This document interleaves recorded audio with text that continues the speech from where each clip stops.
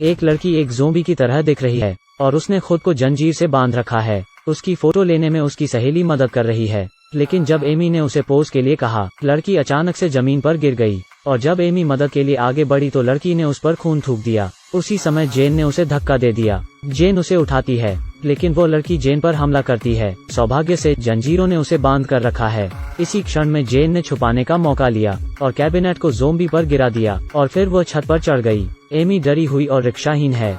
उसे ज़ोंबी द्वारा मार दिया गया। एमी को खाने के बाद ज़ोंबी जेन पर हमला करने की कोशिश करती है। सौभाग्य से जेन ने उसे नीचे गिरा दिया, फिर हुक से उसने ज़ोंबी को लटका दिया।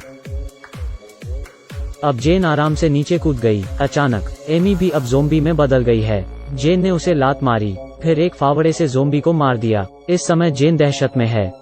उसने जब शटर खोला तो वहां और ज़ोंबी थे। जल्दी से उसने अपने भाई अकियांग को फोन किया। इस समय अकियांग भी जाग रहा था। उसने अपनी बहन को यह कहते हुए सुना कि वो एक ज़ोंबी से मिली है और अचानक से उसकी बहन का फोन कट जाता है। उसी समय उनकी बेटी उनके बेडरूम में आ गई और बोली, यह सुनकर अकियांग तुरंत जांच करने के लिए जाता है और जब वह दरवाजे पर पहुंचा, उसने देखा कि फ्रिज से एक ज़ोंबी स्टेक खा रहा है। अकियांग ने बत्ती जला दी। इस पर ज़ोंबी सीधा अकियांग के पास पहुंचा और उसे नीचे गिरा दिया। पत्नी भी रसोई में पहुंच जाती है। अकियांग ने उसे हथियार चलाने के लिए कहा और ज़ोंबी को मार दिया गया। अकियांग ने प्रदर्शनी कक्ष में रखे श्वास यंत्र को पहन लिया, क्योंकि ज़ोंबी वायरस हवा के माध्यम से फैल सकता है और पूरे घर की जांच की जाती है। जीवित रहने के लिए परिवार तैयार है। जेन को खोजने के लिए वो बाहर जाते हैं। इस समय जेन को एक रहस्यमय संगठन द्वारा ढूंढ लिया जाता है। उसने सोचा कि यह एक बचाव दल है। अप्रत्याशित रूप से लोगों ने आगे कदम बढ़ाया और उसे नीचे गिरा दिया। उन्होंने जेन के खून की एक ट्यूब भी ली, फिर इसे एक जांच यंत्र में डाला।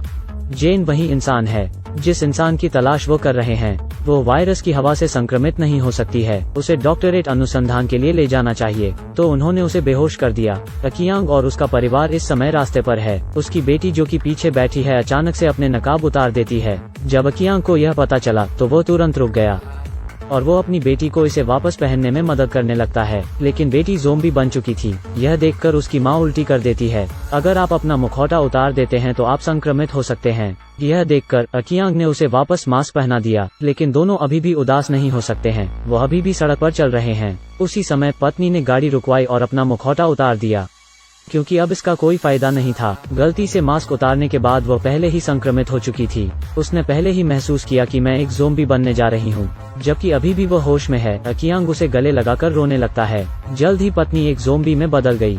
अकियांग अचानक वापस होश में आता है। उसकी पत्नी भी अब ज़ोंबी बन चुकी है। वो अब उसे मारकर विदा कर देता है। एक पत्नी और एक बेटी को वो खो चुका है। अकियांग अब डर चुका है। उसने अपना मुखौटा उतार दिया और कार में आ गया।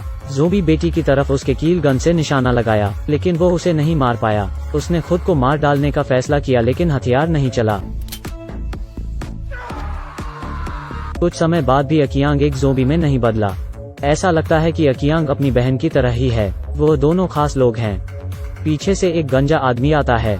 जाहिर तौर पर वह भी एक खास इंसान है। उसने अपने साथ भागने के लिए अकियांग बोला। अप्रत्याशित रूप से अकियांग ने उसकी बंदूक ले ली और बंदूक को खुद पर तान लिया। जब गंजा आदमी यह देखता है तो उसे एक मुक्का मार देता है। फिर दोनों आपस में लड़ने लगते हैं। कुछ ज़ोंबी उनकी तरफ आते हैं। वो उठे और ज़ोंबी से साथ में लड़ने लगे। जल्द ही गंजे आदमी को पता चला कि अकियांग उसके काम आ सकता है। वो उसके पास जाता है और उसके सिर मारकर बेहोश कर देता है। जब अकियांग जागता है तो गंजा आदमी उसे गाड़ी में कहीं ले जा रहा था। अकियांग खिड़की पर वार करता है और गाड़ी रुक जाती है और गंजा आदमी अपनी हार स्वीकार कर लेता है। शी अदाओ। उसके बाद वो दोनों साथ में आगे बढ़ते हैं, लेकिन कुछ ही समय में गाड़ी का ईंधन खत्म हो जाता है। वो जंगल में जाते हैं और गंजे आदमी को एक काला आदमी मार देता है। इस काले आदमी ने सोचा कि गंजा आदमी ज़ोंबी है। तभी उन्होंने ज़ोंबी का शोर सुना जो उनकी ओर आ रहे थे। अकियांग ने वहां से निकलने का फैसला किया। दोनों ने आगे साथ रहने की शुरुआत की। जेन पहले से ही डॉक्टर द्वारा प्रयोगशाला से बंधी हुई है और उसे एक रहस्यमय इंजेक्शन भी लगाया जाता है। जब वह जागती है, उसने पाया कि वो गहरे उपकारकों में है और उस पर किसी प्रकार का प्रयोग किया जा रहा है। जल्द ही अकियांग और काले आदमी को एक गोदाम मिलता है। जिंदा लोगों को देखने के बाद दोनों उन्हें बचाने गोदाम में जाते हैं। सभी ज़ोंबी का सामना कर सुरक्षित हो जाते हैं। फिर चारों बचने के रास्तों पर चर्चा शुरू करते हैं और चाचा उससे पूछते हैं कि क्या आप कार से आए हैं। अकियांग हैरान दिख रहा था। चाचा ने कहा, सभी ज्वलनशील पदार्थ अचानक काम नहीं कर रहे हैं और उन्हें इस स्थिति का सामना करना है। उन्होंने रेफ्रिजरेटर में एक ज़ोंबी को रखा है। इस समय लड़के ने माचिस जलाई और जमीन पर फेंक दी। वहां तो ज़ोंबी का खून था। अकियांग ने माचिस ली और फिर फ्रिज में पड़े ज़ोंबी के पास गया। उन्होंने पाया कि ज़ोंबी के शरीर से ईंधन निकाल रहा है जो ज्वलनशील है। इससे उनके दिमाग में विचार आया ज़ोंबी ईंधन का। वो सभी बहुत उत्साह में हैं और भारी कपड़े और हथियार पहन लेते हैं। ज़ोंबी को आकर्षित करने के लिए चाचा ने मांस के टुकड़े को बाहर फेंका। फिर तीनों ने दरवाजा खोला और बाहर निकल आए। उन्होंने कार को टो हिच के साथ जोड़ दिया। आदमी सामने ज़ोंबी का विरोध करता है और ट्रक सफलतापूर्वक अंदर आ जाता है। उस समय अवेई पर ज़ोंबी ने हमला कर दिया था। सौभाग्य से चाचा ने एक गोली से ज़ोंबी को मार डाला। फिर वो अवेई की स्थिति की जांच करने के लिए आगे बढ़े।